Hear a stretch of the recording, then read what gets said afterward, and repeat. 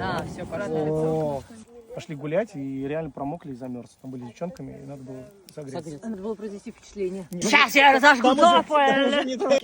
Да. Там жена миксит дарила. Да, Вот. дарила.